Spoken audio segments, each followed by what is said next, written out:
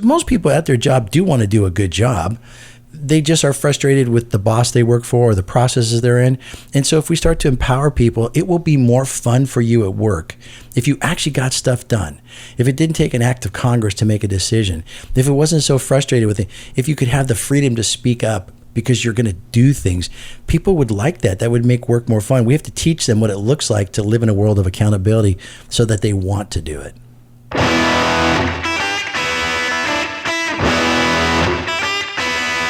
Welcome to Real Leadership, the podcast that cuts through the noise to focus on leaders who make, move, and process things in the real economy. Together, we'll discover the strategies and hard-earned lessons from pragmatic, gutsy leaders who operate in a world that is more steak than it is sizzle.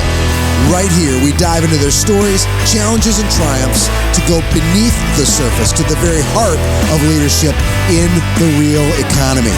I'm your host, Jim Weaver, Chief Operating Officer of the Onan Group, where we believe that real leadership does indeed matter. Let's go.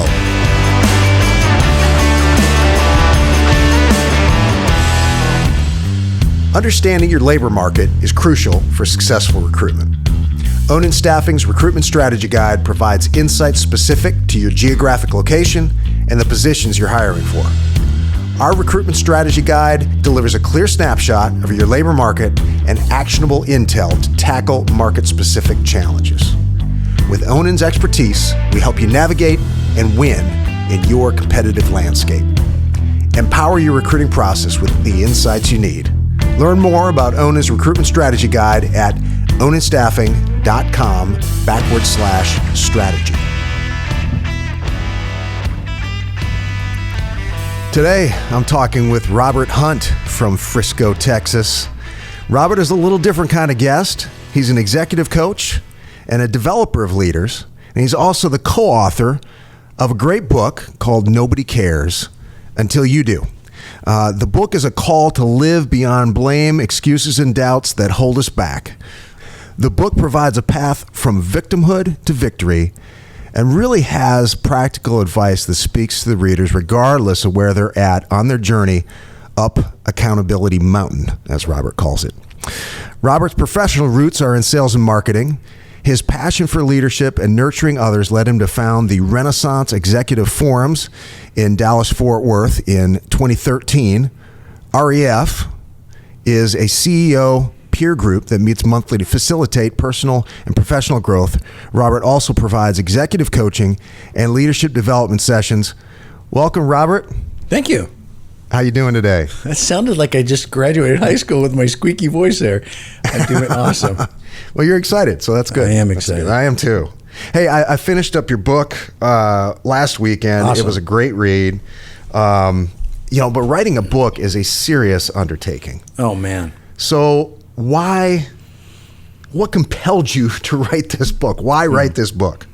My friend Salem Thine and I have been talking about the concepts of accountability for a long time. He's actually a member of our CEO groups. And he shared with me the accountability ladder, it's been around a long time. People have heard of that. And we've been talking about how do we get our teams to buy into this concept of accountability. And then we kept trying to do things with it and communicate it. And he said, we should write a book. So we used to spend quite a bit of time outlining it and coming up with ideas. And we just knew we had to tell this story. It was about the same time that when Trump was in office and everybody was mad at everybody. And the social media was ugly, and it's not like the old days where if you disagree, you just say, "Well, you're stupid," and then let's go back and have a beer and get it over with. Yeah. Now, if you don't agree with me, I hate you and I take you out of my life, and it was so dumb. And so we thought we've got to write a book where people stop blaming the world for their junk and they own it. So we knew we'd never get it done because we both run our own companies, and he actually was running two at the time. And so we decided we'd hire a publisher and a ghostwriter, and we are the co-authors because we didn't want to do the work. Like any good business leader, you delegate. And if you know that you're not good at something, you find someone who's better at it, and you let them do their job. And so we outlined it, came up with all the stories, and she just connected out. She did a wonderful job, and then we got a book. Okay. So I like to ask leaders, what's one attribute or one trait they would instill in all their employees if they could? I have a feeling I know what the answer that you would give to that is, but Just humor me. What is it? Accountability? Yeah, what a small world. I think even if I hadn't written a book, I would still say that, because for all my life, I grew up in a time where my parents knew accountability. But in my generation, it seemed like there was always an easy way out. And we've become a society where the government steps in and does a lot of stuff, whether you want it or not. And we give lots of outs for things, and we afford the opportunity to blame and make excuses for stuff. And I've just got to a place in my life where I find more satisfaction in being in control of my own destiny. And if you're a victim, everyone else controls you. But if you're going to live a victorious life, you own it. Now, if it's screwed up, you can fix it, but you own it. And so I think having accountability is something that I'd want our teams to own better. And a lot of teams give the false version of accountability, which is responsibility. And when you're responsible to do something, you do something, you do a thing. I called the customer responsible. Accountable is they didn't answer, so I drove over and knocked on the door and got it fixed. Oh, yeah. And in the book, Salem tells a story about having the machine down in England, and they needed a part, and it was going to be 6 days or something to get the part over. And every day they lost something like $70,000 in productivity. And the purchasing person said, hey, I got the part ordered. We can get it in 7 days. And they were all really happy because he did something. But they weren't owning it. I mean, if it was your money, would you want to lose $350,000 while you waited for a part? And so he just says, well, where do we get these things from? Well, it's in Scotland. Isn't that like 8 hours away? Can't we just drive there? Now, see, Salem owned it. He owned the responsibility for the outcome. They just were responsible for something to be done. He was accountable for the result of the business, and he saw it differently. So I want people to say, I not only do something, I own the result. How do you get your team to come along on that, to think that way? What advice would you give business leaders? That is a frustration. I remember that story. It's a great story, and I could relate to it. How do you get your team to come along on this, do you think? I think because at some point they start to look around and say, I'm tired of being a victim of the circumstances. If you're an employee and you work for a bad boss and you go to work and you hate your job every day, but you stay there, you play the victim role. There's a lot of options. If you have a team that's dysfunctional and you don't address it, it's a miserable team to be a part of. There's a lot of options. But instead, people complain, or they just do workarounds, or they become bitter themselves. That's not accountability. So when people start to see the tools that will allow them to be accountable and actually enjoy life, because isn't it more fun to be able to do things the way you want to get them done, to own it and not be stepped on by everyone and everything? And that's what victims act like. I have a bad boss. Well, quit. Or talk to that boss, or learn what makes them mad at you, or there's 1,000 options. But instead, we just blame or complain or make excuses and do workaround, and that's not living the life you really want. Okay, that applies to me, application. But how do you get a team to be accountable, or can you? No, you can't hold anyone accountable. There's a phrase we say as leaders a lot of time, I'm going to hold my team accountable. Well, you really can't. Because if I ask you, hey, did you do that? You could lie. And if I tell you to do it and you don't do it, am I going to fire you every time you don't do something? So there really isn't this ability. And if I do fire you, then so you've left. You're no longer accountable either way. Now you're just gone. So there's not an easy solution to fire everybody every time something doesn't go right. You have to teach them the desire that your life is better when you own it. You're not frustrated trying to work with a team, because most people at their job do want to do a good job. They just are frustrated with the boss they work for or the processes they're in. And so if we start to empower people, it will be more fun for you at work if you actually got stuff done. If it didn't take an act of Congress to make a decision, if it wasn't so frustrated with it, if you could have the freedom to speak up because you're going to do things, people would like that. That would make work more fun. We have to teach them what it looks like to live in a world of accountability so that they want to do it. Land top technical and professional talent with Focus. Focus specializes in direct hire and contract placements, connecting you to exceptional candidates in IT, engineering, management, and more. Elevate your team with Focus. Visit getinfocus.com. Yeah, that's good. I have a rant that I go on. I just talk about, we're going to do the time. 40 to 50 hours a week for 40 to 50 years of our life. Why not? Why not be really good? Yeah. You know, and this whole accountability, why not, why not own it? I think that is a compelling, I don't know, vision to cast. That's good, man. You were, looking at your resume, you had a good, like a really nice VP level sales and marketing career going, and it looks like you made a pretty deliberate turn in your career. I did. What got you to that point that you made that switch? Because most people would. That's a risky move. Most people would probably stay the course and not follow what I assume was your dream. So what led you to that tipping point of making the switch? And I did that when I was 50 years old. So if you think you're too old to change something, you're not. And so when I was 50, I ran into the guy who owned the franchise here in the Dallas area, and he was telling me what he does. And I as I listened to him tell the stories, I said, so people pay you to help them and to care about them? That's like a thing? And it was the perfect job for me, because I had learned a few years before that. I read a book by Cheryl Batchelder called Dare to Serve Leadership. And she was the CEO of Popeye's Chicken and turned it around and did a phenomenal job. And in that book, she tells you how to define your personal purpose. And I did the exercise and I defined it. And I came up with my purpose is to help people remove obstacles that keep them from being their best. So when I heard there was a job to do that, oh my gosh, I can live out my purpose in my job. I had to go. And so I immediately said, I want to sign up. I want to be part of this. I want to learn how to do it. Got trained on how to facilitate and lead groups. And by the end of the next year, I had my first group. Wow. So tell the listeners what Renaissance Executive Forum is, REF. That's your company. It's a CEO peer group. And so I'm part of a franchise that's international. And they do this all around the world. And basically the idea is group learning. It's like if you've ever been a part of a peer situation where you're influenced by your peers.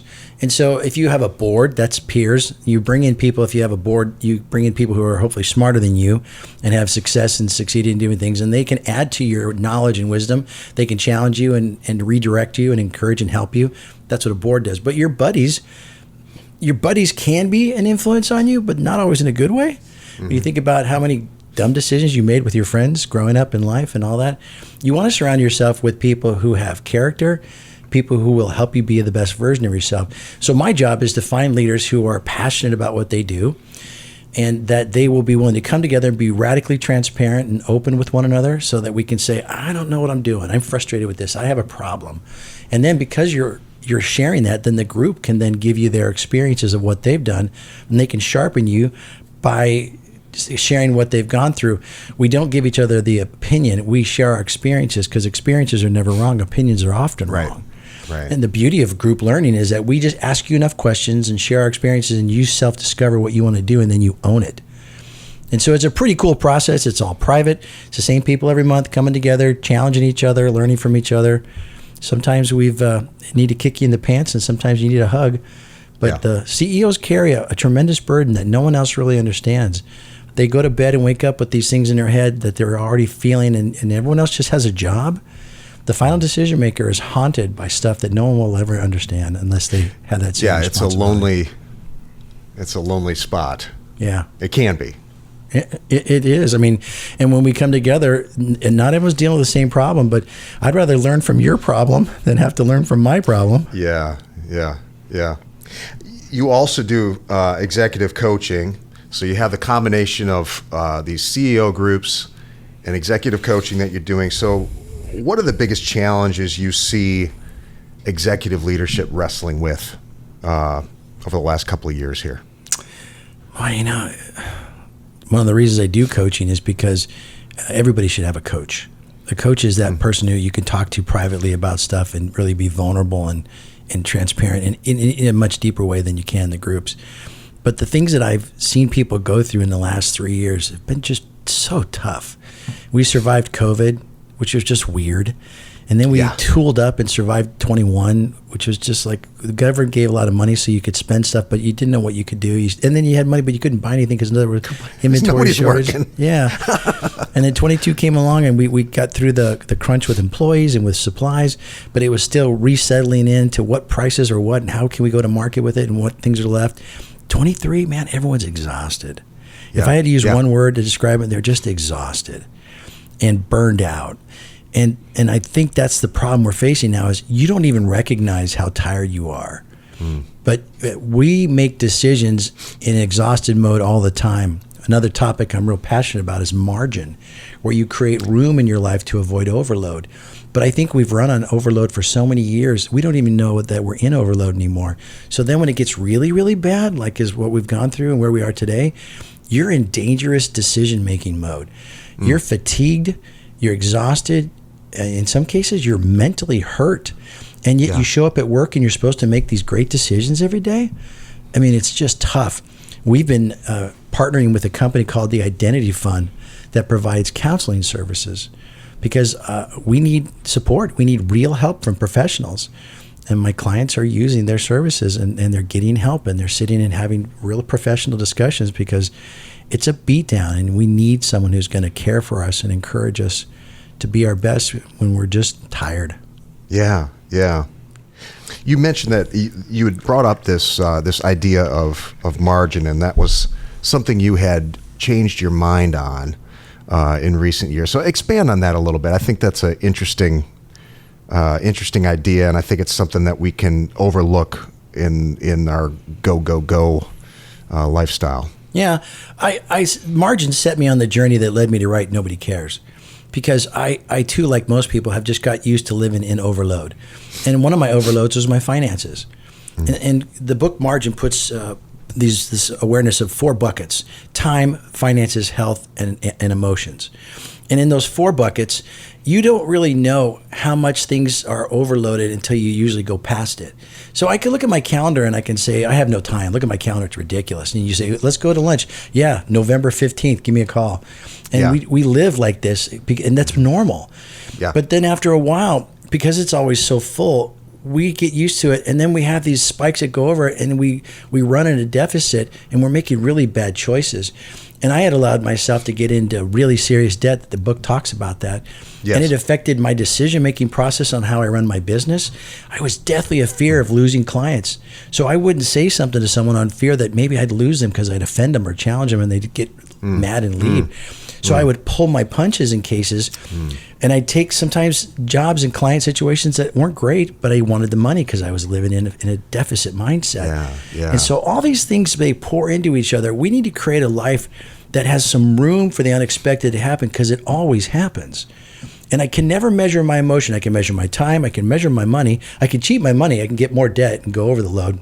Right. But for a while. Yeah, for a while. And for most of America, a long while. Because most of America is living paycheck to paycheck, and they're already overextended. And then the last one is your health.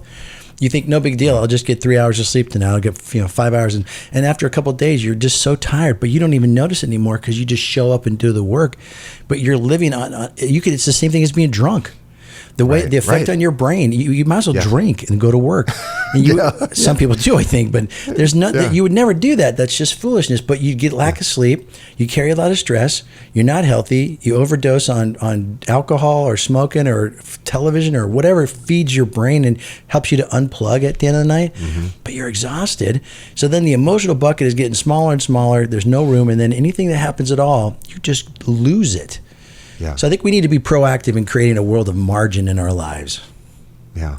You can learn more about that on margindfw.com, by the way. I cool. got that domain so we can direct people to that article. So is that that was an article? Yeah, I wrote it on LinkedIn. It's got a video connected to it, and it's margindfw.com, and the video that explains it. And I'm very passionate about that. I get speaking opportunities on this topic all the time. Yeah. Okay, well, we'll link out to that in the show notes. That's cool. Great. Thank you. That's a great topic. I try to, I start with the question of, okay, what do I need to do? How do I need to structure my time, my life, so that I show up the way I need to show up? And sometimes working the extra 10 hours is actually less productive. It is.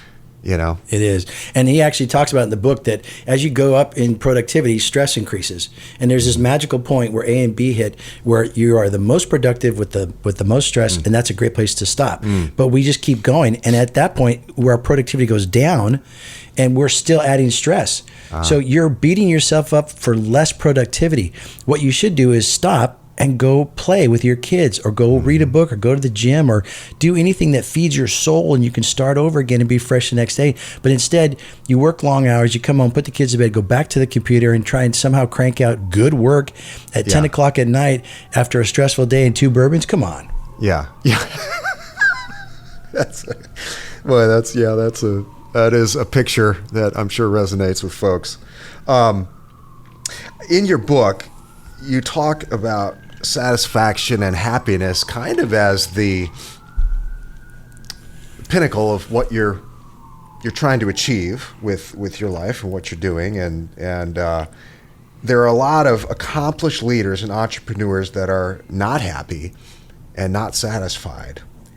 So what do you think is typically going on there? What are some of the things you've seen are leading to that dissatisfaction, that lack of happiness when you've got a high achiever, but they're miserable? And they're usually only measuring the things that they're proud of. If I say, hey, how's things going? You say, it's excellent. I'm doing excellent. But you're only saying that because your company finally hit $50 million a year in revenue. But you should look at all the buckets of your life. How's your marriage? How's your health? How's your kids? How's your time with God? Having a relationship with God is just as important as work because it's part of who we are. But for some reason, we become weird about it. Don't talk about God. And then tuck it over here. And so 5 days a week, you have to somehow hide God. And there's this thing that's part of you that you don't take to work all day. It'd be like me denying I'm married when I go to work. I don't have a wife. Right. That's just nonsense. And so we just have to stuff everything down just to say that we're having success in one area. Everything has to be above zero to be able to say you're actually having a good life. If you're really rich but you have no friends, what would that be like?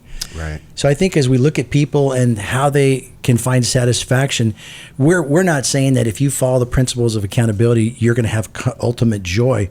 But we already know where we're not satisfied if we really step back and take a look at it. And all I'm encouraging people to do is just own it enough to make it to where you're having the life you want. I may not be the richest guy I know. I may not have the most successful business, but I want to have a good marriage, and I want to have fun, and I want to have time with my kids and friendships. And so all these things should be considered in the light of what you really want your life to be like. I think we're spent a lot more time just trying to manage the one we ended up with instead of chasing the one we really want. Yeah. It's interesting. I think that I definitely am better at work. If I'm not dialed in with my wife, if I'm not anchored spiritually, if I haven't gotten sleep, or feel like I'm getting out of shape, I am not as good at work. It's integrated. Yeah, it is. I don't think it's sustainable long term if we don't have all of those elements work. They feed each other when we do it the right way. And you can feel it. If I go to work and I've had a fight with Kathy, I'm in my car driving away going, well, this day sucks. I haven't gone anywhere yet. And I already don't want to do anything. And I know I got to come home and deal with it. So that haunts me all day. And it was 99% of the chance it's my fault because I always say the wrong thing. I have a great wife. And so if I leave that day, man, I just don't have my game on. And then what if mom's in the hospital? What if you've got a looming bill that's coming up in a week? What if your kid's struggling with drugs? All this stuff that goes on, and somehow you're supposed to show up at work and just like, oh, nothing's wrong, everything's good. And you can pretend all you want, but it's there. Yeah. It's like a machine that's got a leaky valve and it's got one of the pistons that's stuck and things are clogged. It still runs, you're still making stuff, but it's about to explode. And we get that way, and yet we've done it for so long, we don't know the difference. We're just used to it until you actually get to where everything fails at the same time, and then it's ugly. Yeah. Facing sudden growth or limited by traditional financing? Momentum Capital Funding empowers businesses with real-time cash flow through AR factoring. Get the funding you need and fuel your success. Visit MomentumCapitalFunding.com to learn more. I've heard the advice a lot. You have the chapter on the boulder, the big boulder. That's one of the that you got to get around in the climb up accountability mountain. And I've heard a lot of people give the advice, never quit. But it seems to me that sometimes quitting is the wise choice. Like there's a time when, so as a coach, how do you guide people through the process of deciding whether or not to let go of a dream or a particular ambition? How do you think about that? How do you guide somebody through that? That's the kind of stuff we talk about in our group. So I really do encourage people to be in a group somewhere of people you respect that you can listen to and share your heart and let them give you wisdom. But sometimes chasing a dream is not as valuable as the other dream you have. And I had a client a year or two ago talked about rapid growth they were chasing, and everything was focused on the business until their son got a problem with drugs. And then all of a sudden, this quest that he was on just wasn't as important. And so I think you just have to choose the time where sometimes we need to redirect. So the word quit sounds so harsh, but when you're chasing something and it's not working, all wise leaders need to evaluate the process and say, is this still the best choice? Do we need to go in a different direction? But if your pride is keeping you from ever using the word quit, then just say, redirect my efforts. Because there's a lot of things we can do with our life, but we only have a certain amount of time. There's only 24 hours in a day. And if you want to spin it, going after something isn't going to work, that's foolishness. We surround ourselves with people who give us wise counsel. We continually reevaluate. It's that agile mindset where you go, do something, try, evaluate it, adjust, go do it again. And I think at some point you need to cut bait and go, this isn't what I want to do. That's why we changed the analogy from a ladder to a mountain. Because in climbing a mountain, you might say, I'm going to set up base camp here for a while and figure out what I'm doing. And then I can see if I'm ready to take that next step. Or you can get off the mountain and go to another mountain. But there would only be one ladder, and we didn't like the analogy, so the mountain was what we could relate to better. Yeah, I really like the mountain metaphor. And it's sort of like you get to the next stop, and it's kind of like a vista. You can look out, see where you've come, and then you move on, and there's always that desire to get to the next level. I think that's a great metaphor as opposed to the ladder. I like it for sure. What you talked about the big picture, culturally, how we are really a society that does a lot of blaming, not a lot of accountability. How did we get here? And how do we reverse the trend? Yeah, we got here over years and years of building a society that made it easy for us to not have to try. And with good intentions, I believe, there's a lot of people who would want to look out for other people and say, well, let us help you. And that's good. That's proper. But at some point, we make it easy for people to not take any ownership on something. And we give people the easy way out, and so they don't have to put the effort in. And so somewhere between not helping anyone, being a cold fish, and doing so much that you empower people to be dependent on someone else is where we should end up. I don't know how to do that. But I know that the process for us to go back to being a society where we own our own junk is just for us to say, look at your life. Are you satisfied? And if you're not, what are you willing to do about it? And we say when the pain of where you are is worse than the pain of where you have to go, you'll change. But people don't stop and really look at their lives. They just go, well, I'm making minimum payments on my credit card, so I guess I'm okay. And that sounds great till you lose your job, and then you can't make minimum payments on your credit card, which then leads to fights, and then your marriage, which was already struggling, now gets worse, and you take a bunch of jobs so you're never home with the kids. So I just want people to own their life and drive their own life and get the results they want. But I think we're just on that treadmill so much that we're not taking the time to look. That's why we put the assessment in the book. Stop. Declare to yourself, what do I want my life to look like? I don't think people are doing that. That's the first step. Take a satisfaction assessment. You can go to the website, do it on there. It's private. Download your own copy and then declare to yourself, honestly, I don't like this. Great. Now what are you going to do about it? Yeah. And I think that's the way we're going to turn things around again, is that we're not spending our time telling each other how to live. But if we just owned our own junk, it'd be a very different world. And the idea of trying to impact the world or change the world or to speak out on some injustice in the world when I don't have my act together is kind of silly. Yeah, it's comical. You know? And we're very comfortable to point out everyone else's issues, but it really does start with you. My kid's going to grow up to be a little mini version of me. He's going to watch me, and he's going to be like me.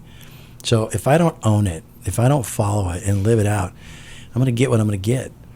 And I think at the very least, to have satisfaction that you're living the life you really want, it just has to be intentional.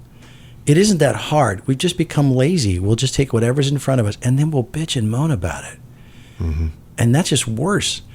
I think the stress of having to make changes is less painful than living a long life of sitting like you're under someone's thumb and just miserable. Yeah, yeah. So looking back at your life, you're obviously a very circumspect guy. What's a favorite failure that you had that maybe was a turning point for you? Or that's a really weird statement. Favorite failure. My favorite failure. I love the choice of those words. Golly.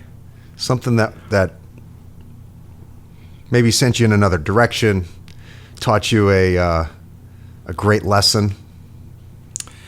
Yeah, I think I failed to own my journey when it came to my finances. Every year we wouldn't have enough money to live the way we wanted to live, so we just put it on a credit card. And then I had to keep that current to a certain level, so I just wouldn't pay my taxes. And then the government gives businesses a little bit of an IOU, and you can make payments. And I think I just kept kicking the can down the line. You know, your business should live according to the revenue it generates. If you have a small business, live like it's a small business. And if you're not saving money and putting away for things that go wrong, you're being foolish. And so I didn't do a reality check after the third, fourth, or fifth year. I thought, hey, I'm not making the kind of money I need to have to live in this house. I could have cut bait years ago. Yeah. But because of pride and because I felt a bit of a failure that I wasn't giving my family the life that I wanted to give them, because even though they were in a nice house, we weren't doing the vacations our friends were doing, and we weren't having the stuff, which I'm not really into stuff, but I do always feel like I want to be a good dad and give my kids things. Sure. So there's a little bit of a guilt trip going on. So I would just continue to spend checks I didn't have and kick the can down the road. And then eventually I had to own it, and that's where we got in 2019. But I think that deficit mindset affected all my decisions, and my wife could feel my stress, and I would get cranky about simple things that would cost money because I was already so stressed about the money. So I think if I had pulled the plug early on, I think we would have had a lot nicer years than those middle years there. My wife and I started out our marriage we got pretty deep in debt, especially for the low income we were at. So we kind of learned that lesson early and really had to struggle through that. But then later on started doing well, and we wanted to buy a lake house. So we bought the lake house. It was a dream.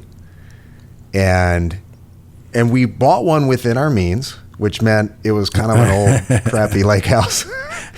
and it was about an hour and 15 minutes away. And so we can't we took the old boat that came with the house, and that was always breaking down, and we had plumbing issues. And then we're like, well, maybe we should get some renters in there and, offset this. We could put it on Airbnb. So we did that. And then there wasn't good infrastructure around. So then we have to go to support the house. Like, you couldn't even pay anybody. It was so rural to go, so then we'd have to go down, and this vacation home became just an pain. Yeah. And finally, after 4 years of, and we had some good times down there. We definitely did. But I was just... We could have had that renting. Yeah. Yes, exactly. And that's a great example that's a good example where you decide to quit. Yes. Because you go, this isn't smart. Right. And I don't know how you can ever make great decisions like that in a void. You have to surround yourself with people who you can tell stuff and go, why are you doing that, man? And they'll help talk you out of it or talk you through it. Again, back to the reason why we have these CEO groups. In your mind, you're like, this is working out. We're doing this. We're going to fix it up. And after year 1 and after year 2 and after year 3, But if you had told someone with all transparency, here's what I do, here's how I spend my weekends, I come back exhausted because I spent the whole week trying to fix the plumbing, and I didn't go and spend fun in the lake, I worked at the lake. Yeah. And if you told them all that, and so they would challenge you, dude, is that what you really want? We never tell each other what to do, but we ask, is that what you want? And if you're being honest, you have friends who can go, that doesn't sound like you're doing what you want. And we need people like that who can see past our emotion. Our emotions lie to us so much. And so we get the pride going, and we get, this is going to be great. And I see the same kind of scenario with people who say, I'm going to buy this company, this is going to be great. And they start outlining it. We're like, that's a dog. Don't touch that. What are you talking about? Do you not see all these red flags? But if they hadn't told us, there was so much emotion. They were buying out their competitor.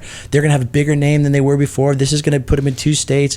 Whatever the thing was, and the ego was just going. Yes. And having people who know you and know that you want to spend more time being with your kids and relaxing and avoiding mental breakdown can challenge you because you've invited them in. Yes, that's good. That's really good. You do. You have other groups that are not just for top level executives as well, right?